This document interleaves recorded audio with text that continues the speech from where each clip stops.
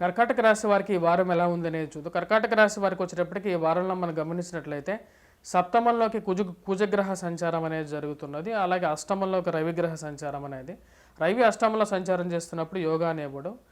అదేవిధంగా ఆరోగ్య సంబంధితమైన విషయాల్లో తగు జాగ్రత్తలు తీసుకోవాలి. ప్రయాణ సంబంధితమైన వ్యవహారాల్లో కూడా తగు జాగ్రత్తలు తీసుకోవాలి. ఈ రాశి వారికి రవి అష్టమంలో సంచారం చేస్తున్నప్పుడు ధనక్షయ కారకుడుగా తయారవుతాడు. వృత్తి వ్యాపార రీత్యా కూడా తగు జాగ్రత్తలు అనేవి తీసుకుంటూ ముందుకు వెళ్ళాలి ఈ రాశివారు. ఇక రాశి వారికి ముఖ్యంగా చెప్పాలి అంటే అష్టమంలోకి ఎప్పుడైతే రవి గ్రహ సంచారం చేస్తుందో జీవిత భాగస్వామి ఆరోగ్య సంబంధితమైన వ్యవహారాల్లో తగు జాగ్రత్తలు అనేవి ముఖ్యం.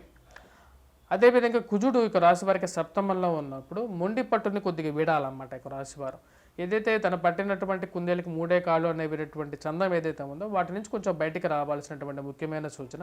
ఎందుకంటే సప్తమంలో కుజగ్రహ సంచారం అనేది అంత యోగ్యాన్ని ఇవ్వదు. మొండితనానికి పోయి జీవిత భాగస్వామితో కానీ లేకుండా అంటే మెరైటల్ ఇష్యూస్లో ఎక్కువగా మీరు పట్టుకుపోయినట్లయితే అది కొంచెం కష్టానికి కలిగించే విధంగా ఉంటుంది. అధికమైనటువంటి శరీరంలో అధికమైనటువంటి వేడిని పుట్టించగలుగుతుంది. అదేవిధంగా ఆరోగ్య సంబంధితమైన విషయాల్లో కూడా అనుకూలమైనటువంటి కాలంగా గోచరించట్లేదు. ముఖ్యంగా సప్తమంలో సంచారం చేసినటువంటి కుజుడు ఇక రాశి వారికి వచ్చినప్పటికీ ముఖ్యంగా వైవాహిక జీవితంలో మొదలు పెట్టాలనుకునే వారు సంబంధాల గురించి ఎవరైతే ప్రయత్నాలు చేస్తున్నారో వారికి కొంచెం మందకొండిగా సాగే విధంగా ఉంటుంది.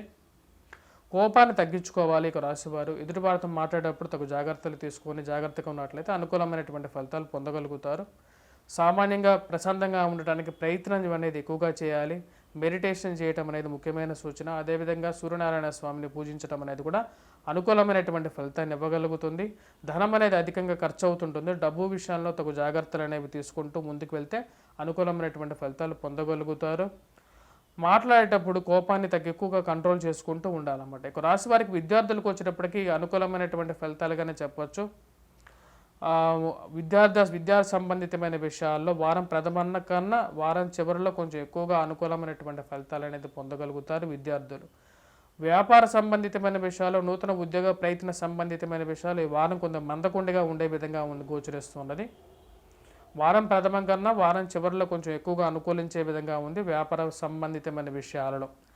రాజకీయ సంబంధితమైన విషయాల్లో రాజకీయ ప్రయత్నాలు చేస్తున్నటువంటి వారికి కూడా కొంచెం మందకొండిగా ఉండే విధంగా ఉంది.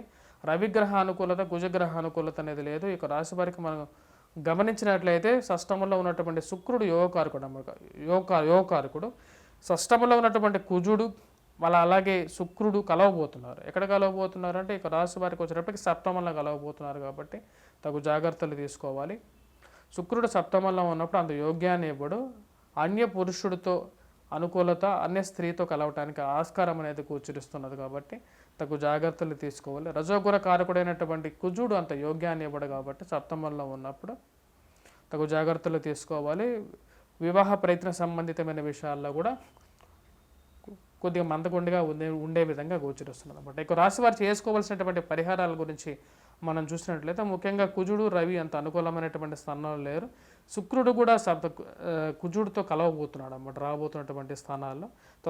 తద్వారా వచ్చినప్పటికీ ఉద్యోగపరంగా వ్యాపార పరంగా కూడా మిశ్రమమైనటువంటి ఫలితాలే గోచరిస్తున్నాయి.